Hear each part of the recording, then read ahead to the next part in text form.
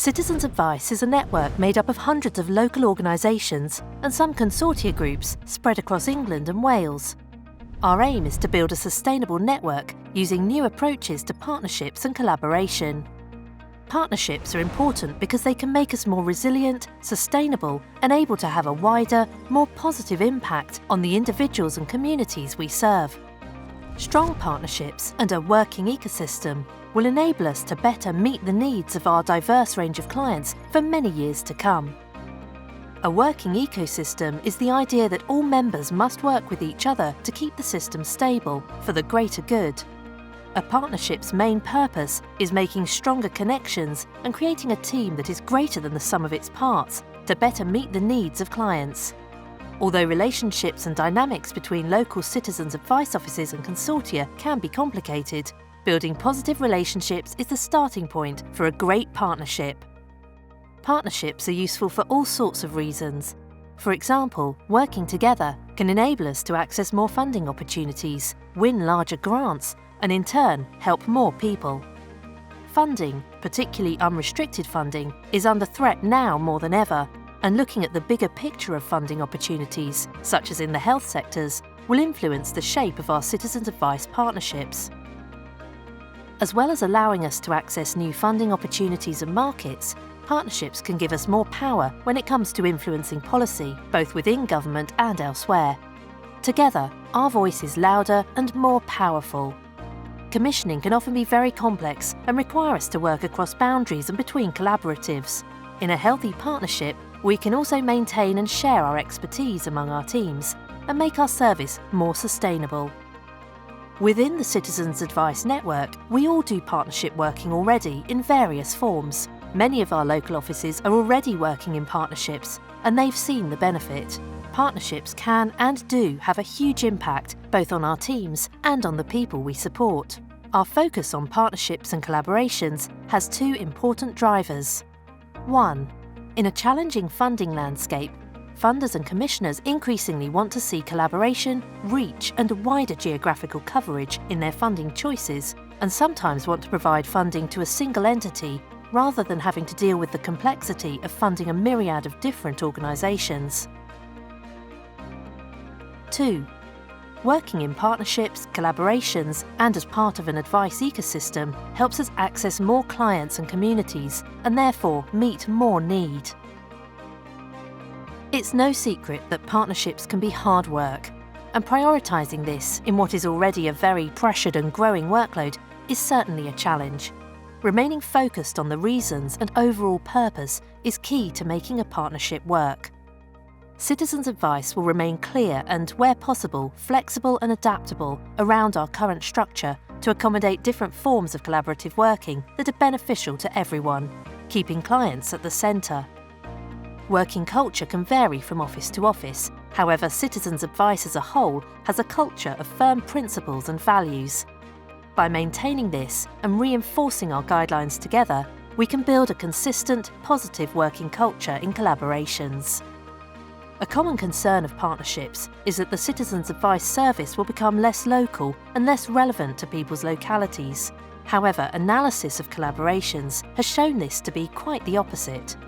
Collaboration often improves the service for the majority of our clients, and work with external partners helps to root the service in the local community. For example, by streamlining and pooling resources, we're able to concentrate on our frontline services and external partnership working. It's important to remain in touch with the areas and communities we serve, and partnerships can help do just that. All models of collaboration are dependent on positive behaviours and good governance to develop the relationships necessary for successful partnership working. At a time when funding is likely to reduce and our clients' needs are likely to increase, new approaches are vital for Citizens' Advice sustainability.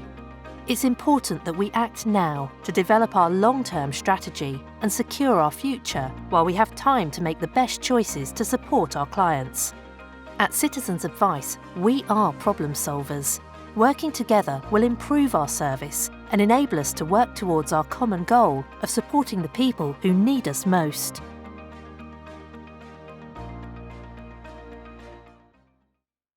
Loose collaboration, building a more resilient network. Informal collaboration can help us achieve a stronger and more resilient network, one that can provide a reliable and holistic service to our local communities for many years to come. Informal partnerships are very common across the network, both between local citizens' advice and with external partners in the local community. They're very flexible and can be easy to set up and dissolve. They can help to secure new relations, open up new networks, lead to more effective influencing and policy development, share best practice and access new client groups, leading to improved service delivery. Loose collaborations are often underpinned by verbal agreements, emails outlining the agreement, or a memorandum of understanding, which is a non-legally binding document that outlines the scope of the collaboration. In any form of loose collaboration, organisations remain independent, often working together under a common identity or umbrella. Across the network, we've seen evidence of how informal partnerships can be very successful when the parties involved have a shared purpose and goal. By working together, sharing information and best practice, this type of collaboration enables the agencies to have one common voice, which strengthens their campaigning work and ultimately improves their service delivery.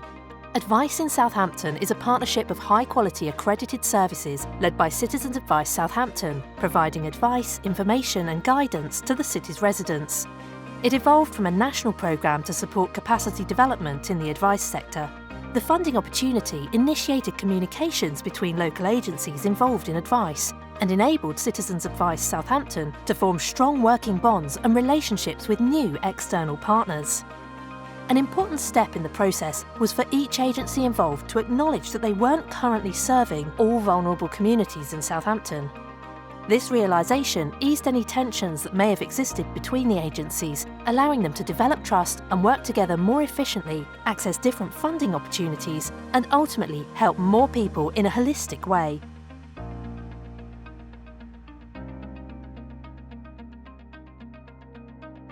Successful partnership working allows agencies to have one shared voice and a united front that strengthens their capacity to influence local commissioners and stakeholders. This was certainly the case here, as the local authority, encouraged by the success of the partnership, has continued to direct funding towards them. A potential disadvantage of a loose collaboration arises from its informality, in that the relationship is very dependent upon all parties keeping their side of the bargain. From the start, Citizens Advice Southampton and the other parties developed a specification that they all agreed on. This, combined with strong relationships and a common goal, enabled them to navigate the partnership. Citizens Advice Southampton brought many skills and attributes to the collaboration, while benefiting from the specialist knowledge, experience and reach that the other agencies brought too. Loose collaborations are useful short-term arrangements to allow the parties to understand whether a more formal collaboration could work between them. This is certainly the case for Citizens Advice Southampton. In the future, they may look to find more sustainable funding solutions, which may well result in a more formal partnership. Any form of partnership working requires some degree of goodwill, and even more so when the partnership is based on relationships and non-legally binding agreements. For loose collaborations, good communication, clear ground rules, relationship building and trust become vital, as does a greater good mindset. Working in partnerships is not always easy, but can lead to improved organisational effectiveness, reduced duplication, better use of resources and more value for money. Ultimately, they're key to building a stronger, more resilient organisation that will meet the needs of our communities for many years to come. At Citizens Advice, we are problem solvers. Working together will improve our service and enable us to work towards our common goal of supporting the people who need us most.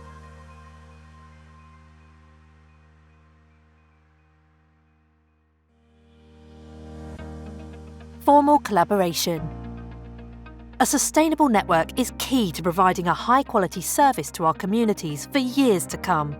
Not only can a formal collaboration help achieve this, it can also enable Citizens Advice to have a stronger voice, a heightened profile across a wider footprint, and increase access to funding.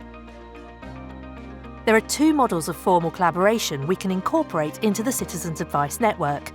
The first is the contractual collaboration model, which is further broken down into the lead bidder or subcontractor model and the shared services model, usually via a service level agreement. The second is a joint venture company, which is usually referred to as a consortium.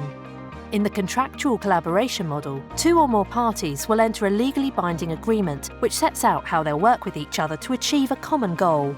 Local offices work together on drafting the core content of the agreement, but may consider seeking independent legal advice to support this process. In the lead bidder or subcontractor model, one party acts as the lead contractor and subcontracts the delivery of the services to the other parties. This model is used extensively throughout the Citizens Advice network. Also common within the network are agreements to share services, normally underpinned by a service-level agreement. The lead bidder or subcontractor model is popular because funders tend to prefer to contract with one organisation rather than several. Collaborating in this way can increase the likelihood of bidding success, both by reducing competition and improving the service offer for clients. A lead bidder or subcontractor collaboration doesn't require a separate legal entity to be established. However, tensions can arise over who should lead on a particular bid, and this needs to be carefully managed. The second type of formal collaboration, a joint venture company or consortium, is where a group of organisations come together and set up a separate legal entity. Consortiums within Citizens Advice have been set up for a range of reasons. For example, it may be that a commissioner only wants to deal with one organisation across a wide footprint. The newly created entity can either bid and pass down delivery via a subcontract to the consortium members, or bid for and deliver the service over a wider footprint. Service delivery is only possible by the joint venture company becoming a full member of Citizens Advice. A consortium can often gain access to funding that members can't access alone. They can help develop strategic partnerships across a wider footprint, demonstrate to funders that the service is joined up, that clients receive a more seamless journey, and risks are ring-fenced. We're seeing this trend more and more from commissioners, and this model is one way LCAs can take advantage of regional commissioning. Once established, its members can also share and exchange services, back-office functions, or a shared space. They can also offer services to other organisations to secure an income for sustainability. This type of collaboration stops short of a merger. This is usually because the partners see more benefit in remaining as independent organisations in their local areas and agree that more would be lost than gained by merging. Entering into a formal collaboration can seem like a challenging step. It takes time and money and can be complicated to put in place. It also requires due diligence and plenty of planning. But once the legwork is done, this type of partnership can make organisations more resilient and ultimately allow them to support more clients. In 2010, all the LCAs in Hampshire formalised their informal partnership and the Hampshire Consortium was formed. Two major funding opportunities became available, and for these opportunities to work, Hampshire needed to act as one team with one point of contact for the funders. They did this by forming a new legal entity. Prior to its formation, the informal partnership had no paid staff, just a trustee board and treasurer. Since establishing a consortium, Hampshire now has its own CEO and staff team and delivers a range of projects including Macmillan, Healthwatch Hampshire and the NHS Home and Well project. In addition, the consortium delivers a comprehensive training programme for all their LCAs and covers the unitaries of Southampton, Portsmouth and Isle of Wight. When entering a formal collaboration, a common concern is that the LCAs may become competitors rather than partners, and that certain LCAs will be forgotten. With the help of a clear bidding protocol from the outset, this hasn't been the case in Hampshire. LCAs still manage their own local services, but being part of a consortium has allowed them to take advantage of commissioning opportunities that they wouldn't have been able to access alone, and has brought in additional services for clients. Any form of partnership requires some degree of goodwill. For a formal collaboration to work successfully, it requires more work than simply going it alone. But the rewards can be substantial, even if they seem distant. Relationship building and trust become vital, as does a greater good mindset. At Citizens Advice, we are problem solvers. Working together will improve our service and enable us to work towards our common goal of supporting the people who need us most. Mergers. A successful collaboration. The purpose of a resilient and sustainable network is to maintain relevance and be able to meet the needs of clients for many years to come. Such resilience can come when different LCAs join forces with each other and/or with an external organisation to become one entity. This is called a merger. There are three main types of merger. The first is a transfer. In a transfer, one local office acquires the assets and liabilities of another office. Which office transfers into which is often decided by due diligence. The second type of merger is called a new entity. This is where both local offices transfer their assets and liabilities into a new entity. Finally, we have the group or parent structure. This is a merger in which a local office becomes a subsidiary of another. Or a new entity is created, which becomes the parent of the local offices. The subsidiary charities remain separate legal entities and keep their assets, liabilities and staff, but their ownership and/or control is transferred to the parent company. To enter into a merger can often be a proactive decision, with the aim to align and improve our services. At other times, this type of collaboration can serve as a rescue operation because an organisation is simply no longer viable to go it alone. For many people, the word merger can seem daunting. This type of collaboration involves due diligence, culture change, and time and effort on behalf of all parties to make it work. Many local citizens' advice services have already been through successful mergers that have shown positive financial results and strengthened the organisation, in turn enabling them to better serve their communities. Merging can often enable the offices to rethink their management structure and service delivery model, helping to create efficiencies, increase funding, and ultimately reach more people. For example, by reducing the duplication of processes, the merged entity can allocate more time and resources to developing new and additional services to meet local needs. This in turn helps create a more resilient organisation and provides other key stakeholders with better value, making the organisation more competitive for future bidding. The most common type of merger within the network is a transfer. An example of a successful transfer is Citizens Advice South Essex. It's a good model to look at in order to understand how this type of partnership can be very effective. In 2018, Basildon Citizens Advice wanted to reach more people and manage their resources more effectively. So over the course of 3 years, and with the support of National Citizens Advice, Basildon merged, ultimately leading to the creation of Citizens Advice South Essex.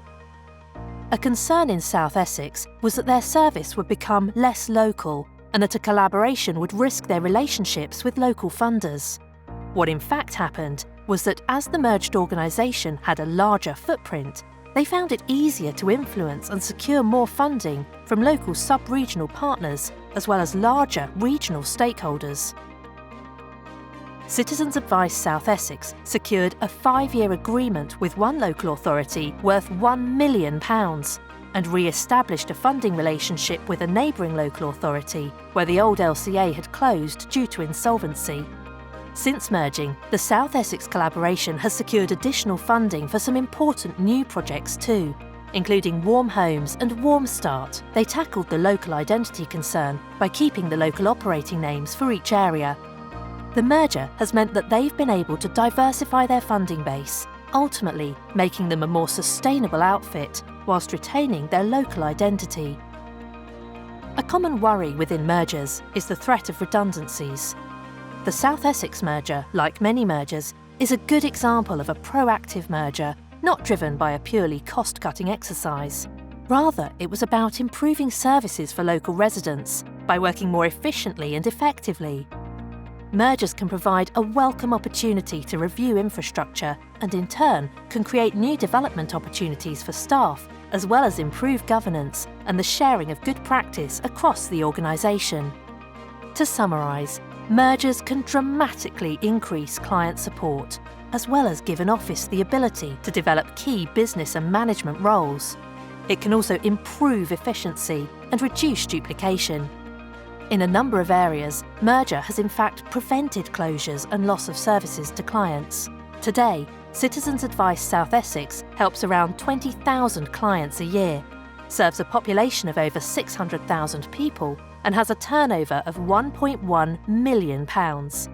As funding is stretched and demand remains high, this number is only likely to increase. It's at times like these that we need to address the situation face-on and look for long-term, sustainable partnerships. A merger might be just the opportunity you're looking for. At Citizens Advice, we are problem solvers. Working together will improve our service and enable us to work towards our common goal of supporting the people who need us most.